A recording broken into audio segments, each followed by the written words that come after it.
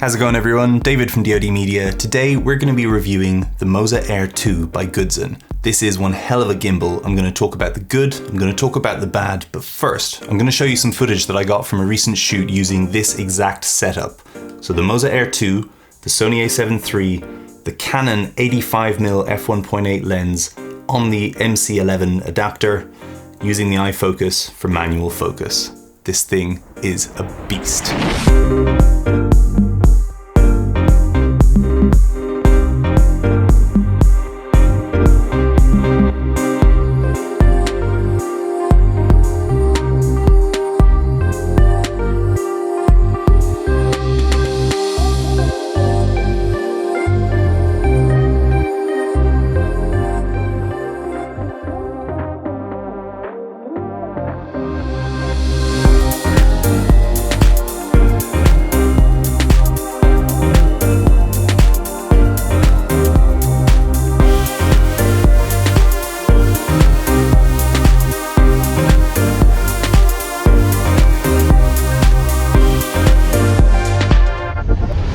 I apologize if I sound a little bit croaky. I've actually got a little bit of a cold right now, but I'll just power through it.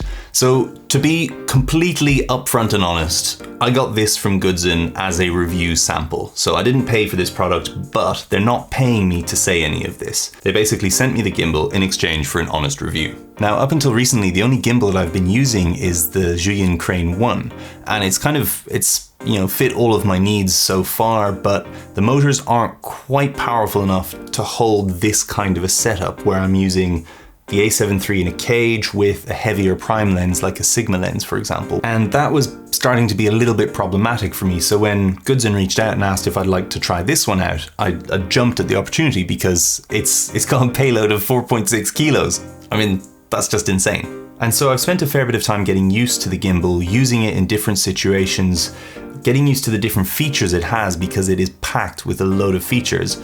And so it's time to deliver on my end of the bargain, which is this honest review. So as I try and do with these longer in-depth reviews, here's a list of what we're going to be going through today, what you're going to be seeing me talk about, show you with this gimbal, and hopefully it will help you decide if it's something that you want to get or not. So first up, design. This gimbal feels solid. It's got a combination of metals and plastics. It's pretty heavy. You've got this tripod stand that comes underneath, which you can use as a handle as well, or you can just unscrew that and then you just have it like that. But the thing is, then you can't put it down to adjust anything, so it's a bit of a pain to not have it on. So you're better off just keeping it on, use it as a second handle, and then when you want, you just flip those out. It's nice, it's got a slightly rubberized exterior, so it feels nice to grip it, and it basically feels like this handle here, like a continuation of it. If I turn it around, it's got a nice, easy interface here. You got a big fat joystick, which is nice. You've got these dials. It shows some camera controls, but I'll get back to that. You've got a record button, it's also the power button. You've got different modes for this wheel, and then here you have different modes for the actual gears. And then to round it all off, you've got this nice little OLED screen, which shows you everything you need to know. You've got a trigger in the front here, which I'll talk about a little bit later, but absolutely love this feature. You've got the focus wheel, and then the battery compartment is actually inside this handle, which I think is a huge, huge benefit when you're shooting with this, because if you want to change your batteries, it means that you can just put it down like this, take the batteries out, put new ones in. With most other gimbals that I've seen, you basically have to screw off the bottom and then the batteries fall out and then you put new batteries in. Problem with that is that you can't just leave it standing while you do stuff. You either need to like hold it awkwardly with one arm or have someone hold it for you. So having it like this, where you just flip that out like that, it's just quite nice and easy. Okay, so one of the very first things that you're gonna notice, if I just turn this around for you, is that the roll axis is now not in front of the screen. That is awesome. So now I can actually see my screen, I can see all my settings, I can reach them more easily as well if I need to tweak anything on the camera. And it just makes it so much easier to shoot with this thing. During that shoot that I showed you in the beginning, I didn't actually even need to use an external monitor as I normally would with the Crane because I had a clear view of the screen. Okay, so delving back into the user interface, I'm not going to go through all of the menu details because I have a feeling that the firmware on this is potentially about to be updated and everything's going to be changed anyway. As it was when I got this, it was getting several firmware updates a day.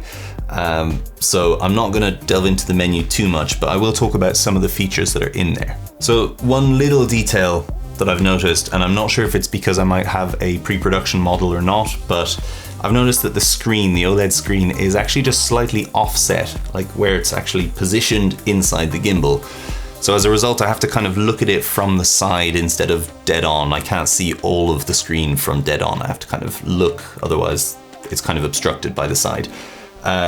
Manufacturing flaw, but again, it might not be like that in all of the final versions. So one of the things I love about the controls on this is that it's kind of completely revamped how you use a gimbal, how you go between the different modes.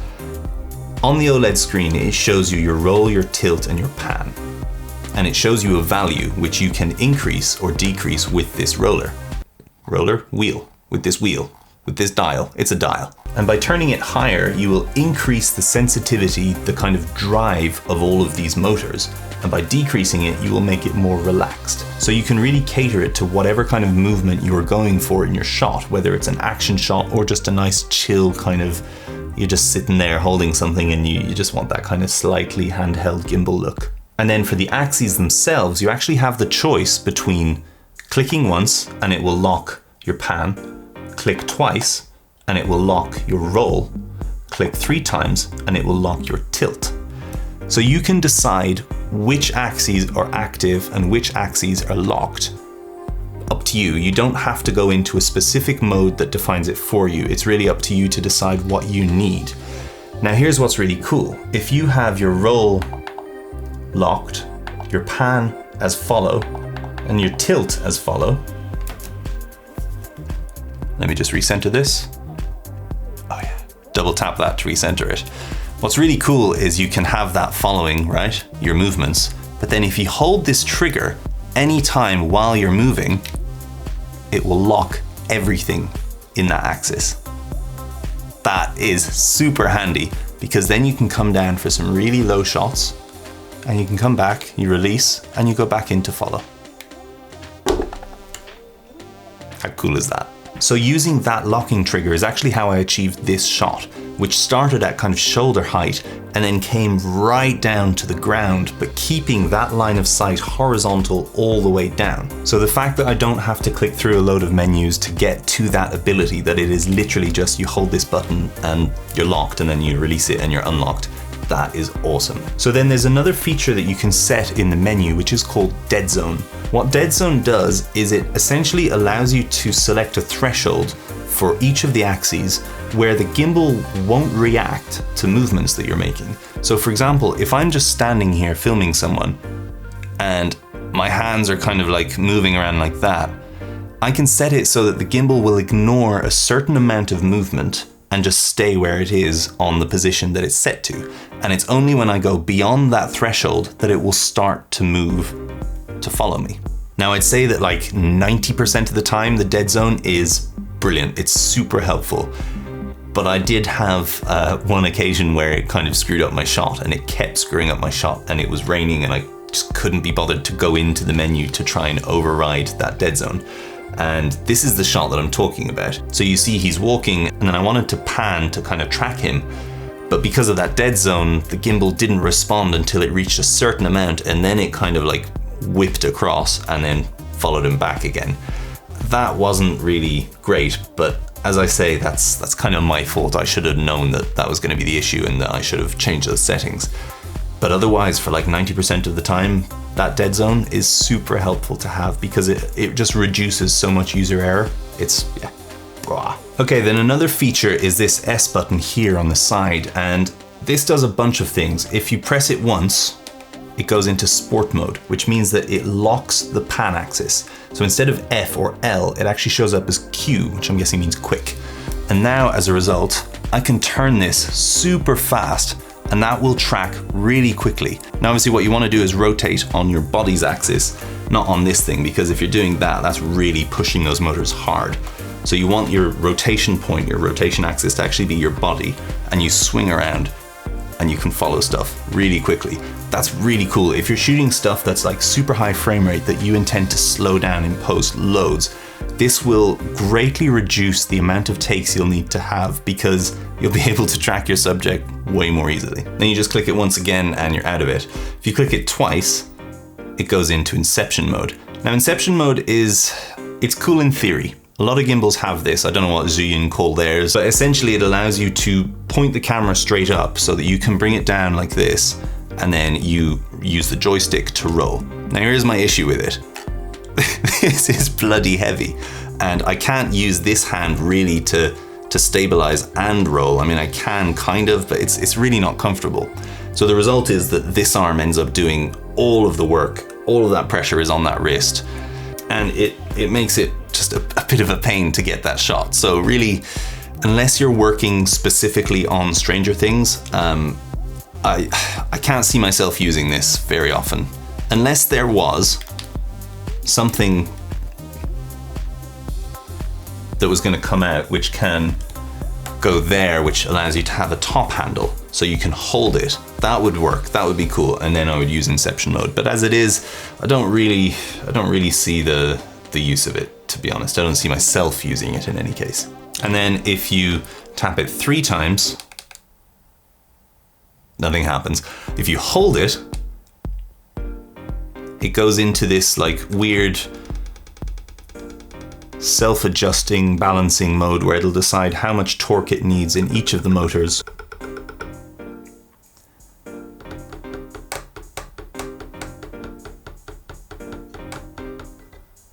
Which, I don't know.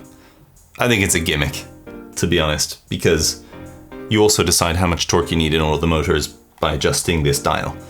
So I think it's just a fancy thing to do at exhibitions, but you know. So then one of the features on the gimbal, which is pretty cool, is the fact that it's got this focus wheel. Now I know it's not the first one to have the focus wheel, I know it's not the only gimbal to have a focus wheel, but I like what it allows you to do. So right now I have it paired with the iFocus, and so I can tweak this and it will manually focus that lens using the servo focus. That's cool. But I can hit this M button here and go through the different modes until I get to R.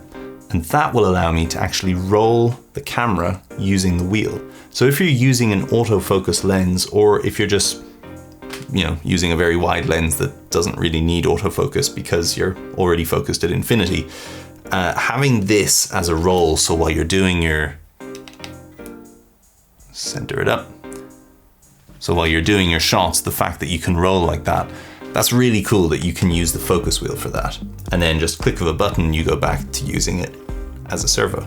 Now when I click through, there's also a mode called FE, which I'm assuming is to be able to control electronic lenses such as, you know, Sony lenses.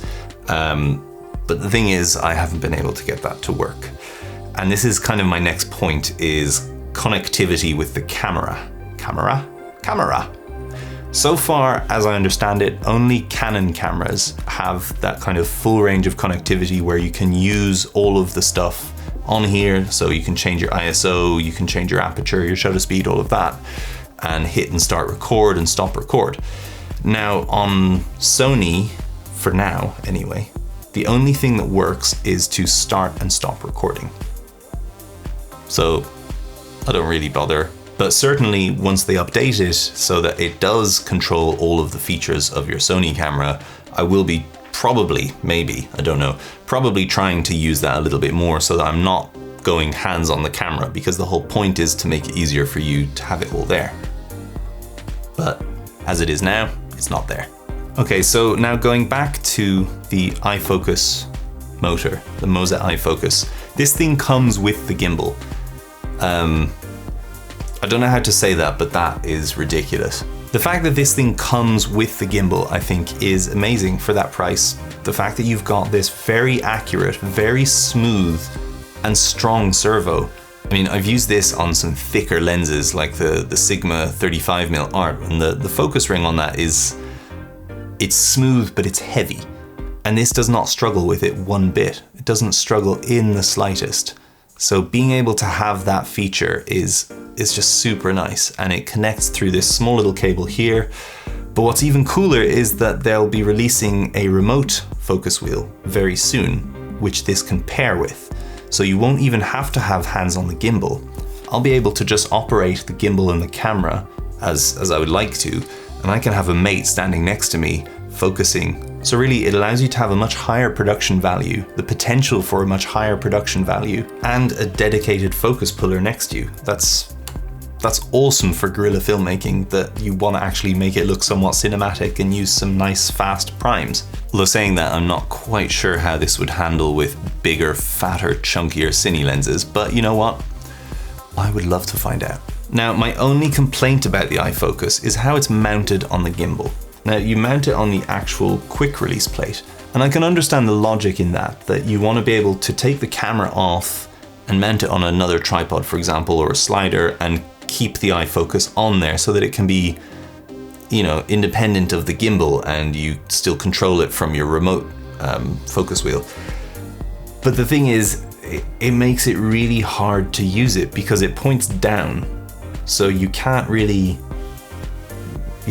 it on anything else. You can't mount it on another tripod. You can, but it's a massive hassle, and it's not a quick thing to take on and take off, because you have to have these tiny little Allen keys to get to these tiny little screws, and that just, it defeats the whole point of it being quick. So for that bit, I'm really not that impressed. But what I will do is find that thread diameter of screws and just get some little thumbtacks that I can get that can replace those tiny little Allen key screws, so that I can just dial it on and off quickly with a thumb instead of having to get some tools out.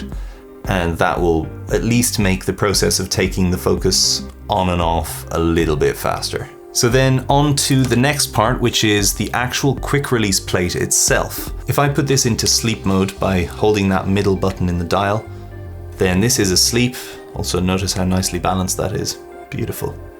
Learn to balance your gimbals. Let me just unplug the iFocus as well. To take this off, right, traditionally on a gimbal, you would have to measure out where you want it to go to, and then you lock it down, and then when you want to take it off, you take that whole plate out, and then when you want to put it back on, you have to measure it back and forth and try and remember what the number was, or just manually balance it, and you lose time doing that every time you want to take the camera off. This system is kind of a double plate system. You have this measure here where you slide it back and forth to balance it, and then once it's balanced, you just unlock that top lever there, hold on to your camera because it's heavy, and slide it forward, pressing this front pin here.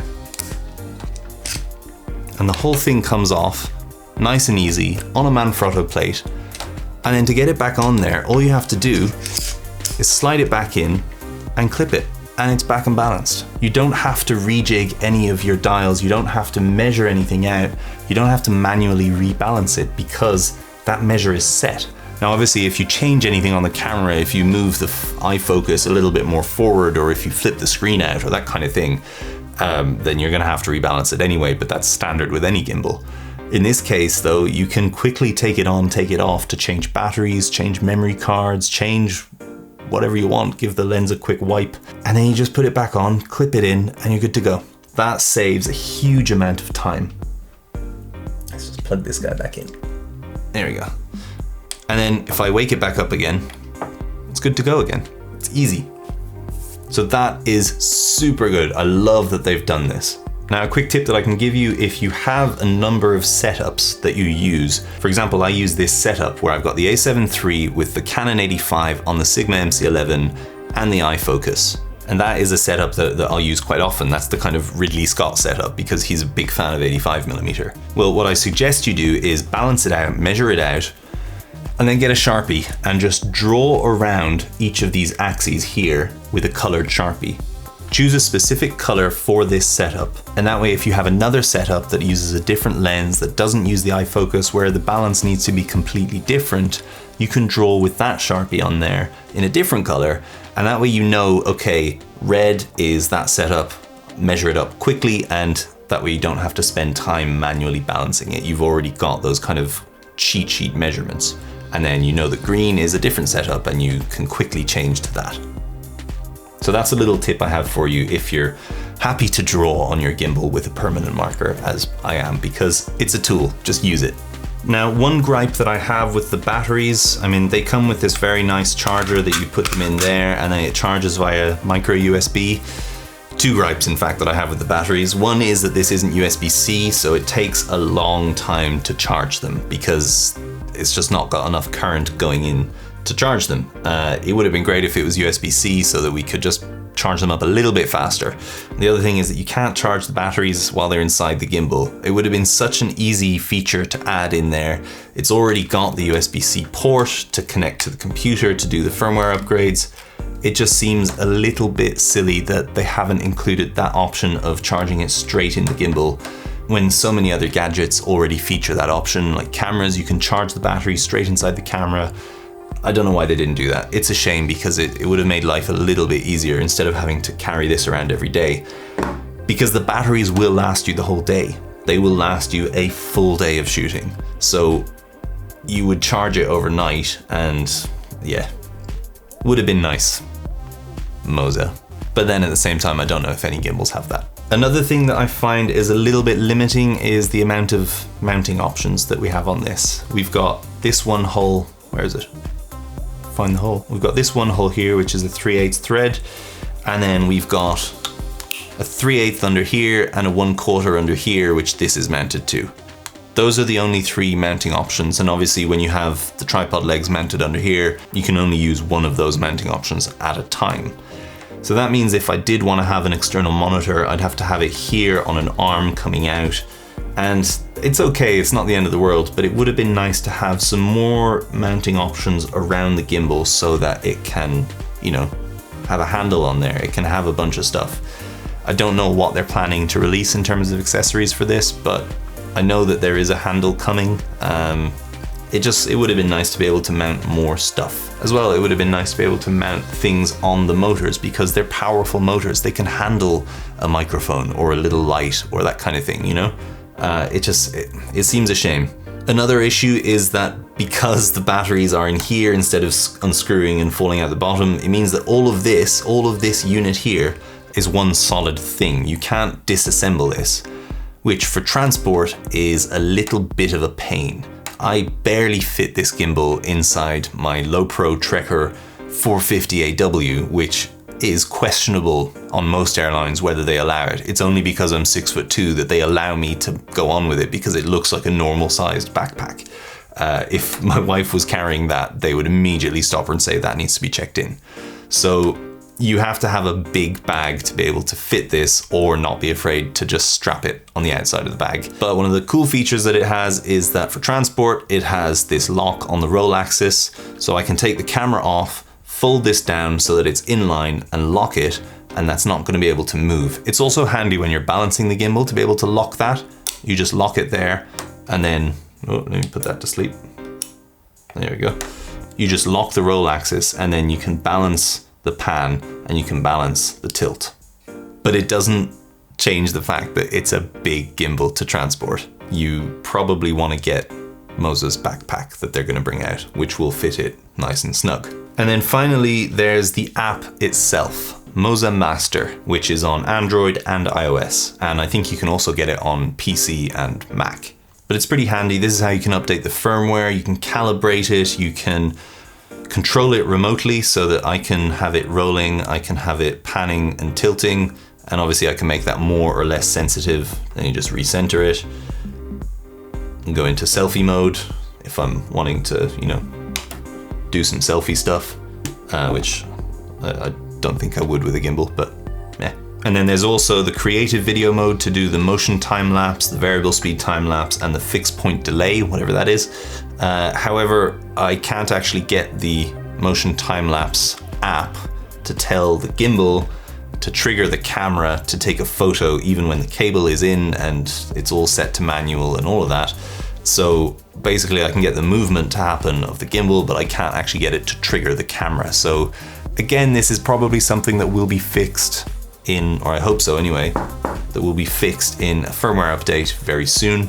But as it stands now, I can't get it to trigger the camera for a time lapse. So in conclusion, I think this gimbal is awesome. I've absolutely loved using it. I think the features that it packs are exactly what I want to use in a gimbal. I'm less interested in using camera controls directly on the gimbal. I don't mind changing my shutter speed and my aperture, my ISO, and hitting record directly on the camera. Doesn't bother me because it's always how I've done it. I think it would take a bit of a change of routine to start doing it directly on the camera. I absolutely love this focus wheel with the iFocus. I think it works so well, and it's upped the value of the production that I can offer to clients with this setup tremendously. I really like the general feel of it, the ergonomics of it. I love that the battery doesn't have to be taken off from underneath or from the middle, that you can actually just leave it standing like this and take the batteries out and charge them and put them back in. You don't have to dismantle it and rest it and all of that stuff. And I love that this roll axis is just lower down in the screen. I think that makes a huge difference when you're shooting. Other than that, I think a gimbal is a gimbal, and as long as it keeps your footage stable, then it's doing the right job. And this one definitely keeps my footage nice and stable. Nice and stable. Everybody says it. So would I recommend this gimbal to you for, I think it's $599 is the retail price? Absolutely, yeah, I would. The simple fact that it's at that price with a very powerful follow focus servo and very powerful motors that have a payload of 4.2 kilos, that's huge. That's massive. That's more than I'm gonna need with any of these setups. So there's a link in the description if you would like to get the MOZA Air 2. Make sure to give this a thumbs up and hit that subscribe button to get more videos from me at dodmedia. It's tips and tutorials for filmmakers and photographers. It's gear reviews like this one, and it's a monthly giveaway. Cheers.